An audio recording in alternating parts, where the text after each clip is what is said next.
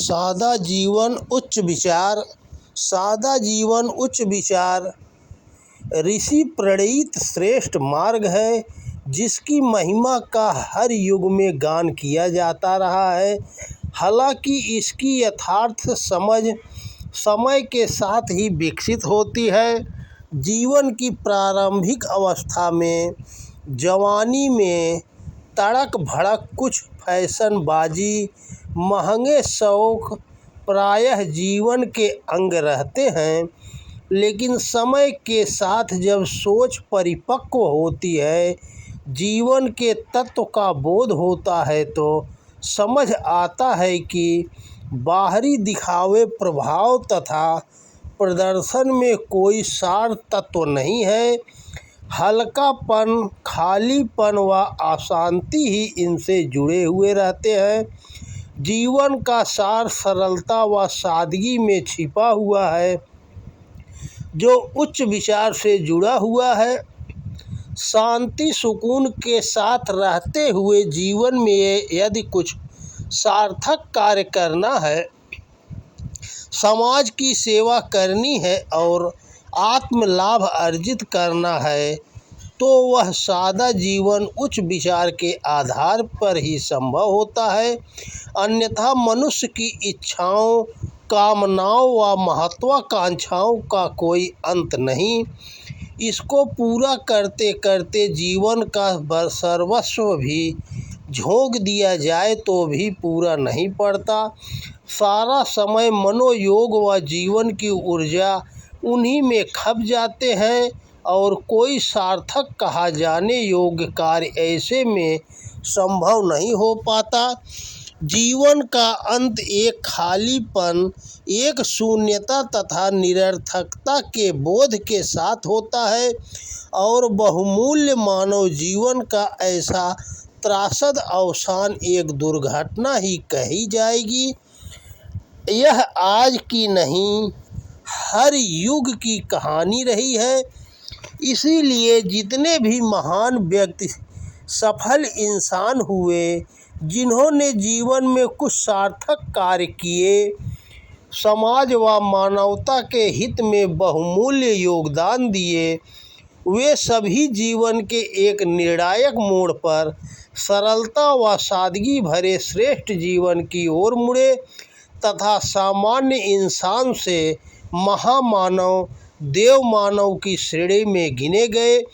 आज से 2500 वर्ष पूर्व राजकुमार सिद्धार्थ अपने राजसी वैभव को त्याग कर जंगल में तप करने चले गए और महात्मा बुद्ध भगवान बुद्ध बनकर शांति, करुणा और निर्वाण के संदेश का प्रसार कर सके। इसी तरह वर्धमान महावीर की कहानी है, जिन्होंने राजसी ठाट बाट छोड़कर अहिंसा व तप के मार्ग का वर्ण किया और अंततः जीवन में प्रसन्नता, शांति व समाधान के आधार सादा जीवन, उच्च विचार प्रधान अहिंसा मार्ग का प्रसार भी किया। मध्य युग में कबीर, नानक, सूर, तुलसी, दादू, नामदेव जैसे संतों की पूरी श्रृंखला सादा जीवन उच्च विचार की हिमायती रही। इस युग में रामकृष्ण परमहंस, महर्षि रमण एवं परम पूज्य गुरुदेव न्यूनतम में निर्वाह करने के जीवंत उदाहरण रहे, जो यही साबित करते रहे कि वाह चकाचौंध में कुछ तत्व नहीं, वास्तविक संपदा आंतरिक है, जो सादा जीवन उच्च विचार से जुड़ी हुई है। बैरिस्टर मोहनदास करमचंद गांधी से महात्मा गांधी बनने तथा एक धोती लपेटकर ब्रिटिश हुकूमत से लोहा लेने की कहानी इसी का प्रताप बयान करती है। सरदार पटेल सादगी की प्रतिमूर्ति थे, जो अपना फटा कपड़ा स्वयं सिलते थे। महर्षि अरविंद पूर्व जीवन में इंग्लैंड से पढ़े चूड़ांत विद्वान अपने समय के शीर्ष राजनीतिक विचारक व नेता, कॉलेज के प्रोफेसर व प्रिंसिपल थे, लेकिन उनका जीवन सादगी की मिसाल था। बड़ौदा की सार्वजनिक सेवा के दिनों में उच्च पद पर रहते हुए उन्हें जो वेतन मिलता, उससे घर की आवश्यकता सामग्री तथा पुस्तकें आदि खरीदते, शेष धन जरूरतमंदों के हित में नियोजित करते। उनका मानना था कि धन ईश्वरीय देन है, वह उन्हीं के कार्यों में नियोजित होना चाहिए। अपने लिए न्यूनतम में निर्वाह और शेष समाज रूपी ब्रह्म के नाम, यह उनका प्रेरक वाक्य था।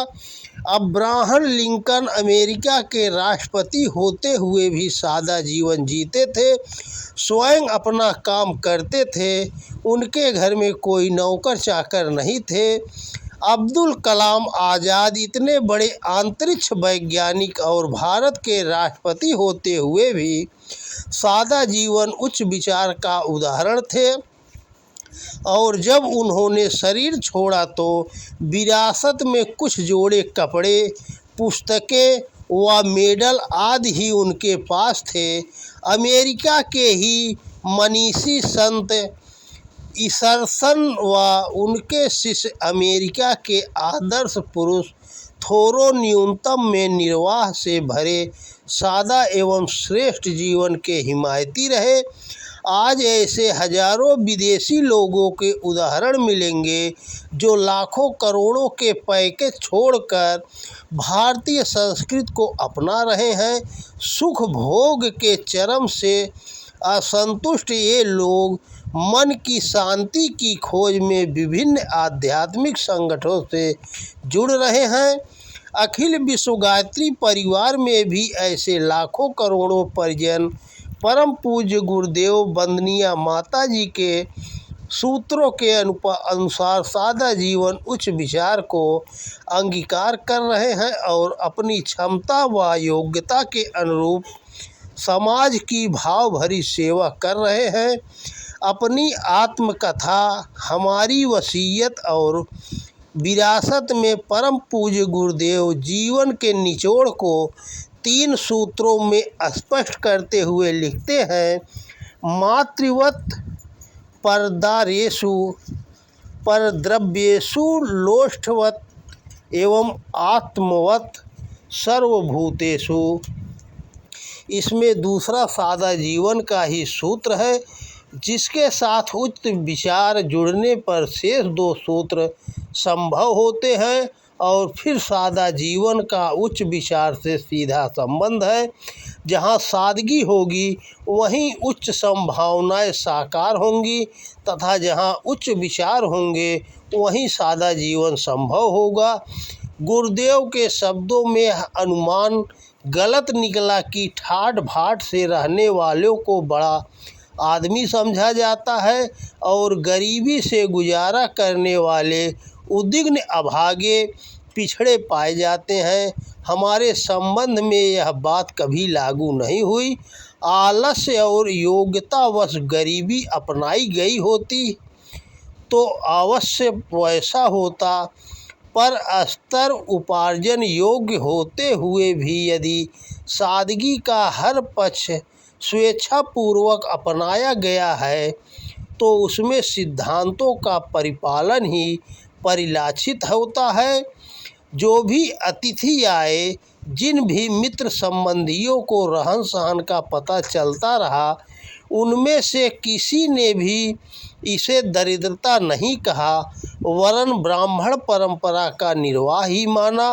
मिर्च न खाने, खटाऊ पहनने जैसे एकाध नियम सादगी के नाम पर अपना कर लोग सात्विकता का विज्ञापन भर करते हैं। वस्तुतः आध्यात्मिकता निभती है सर्वतोमुखी संयम और अनुशासन से। उसमें समग्र जीवनचर्या को ब्राह्मण जैसी बनना एवं अभ्यास में उतारने के लिए सहमत करना होता है।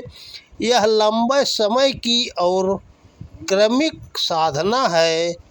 हमने इसके लिए अपने को साधा है और जो भी अपने साथ जुड़े रहे उन्हें सधाया है।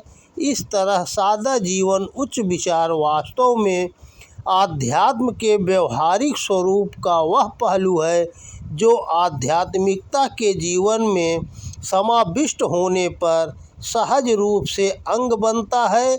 इसके लिए निस्संदेह रूप से साधनात्मक स्तर की तत्परता एवं संवेदनशीलता का निर्वाह करना पड़ता है, तभी यह संभव हो पाता है। तो दोस्तों नमस्कार, वीडियो पसंद आए तो ज़्यादा से ज़्यादा शेयर करें। जय श्री कृष्णा, राधे राधे।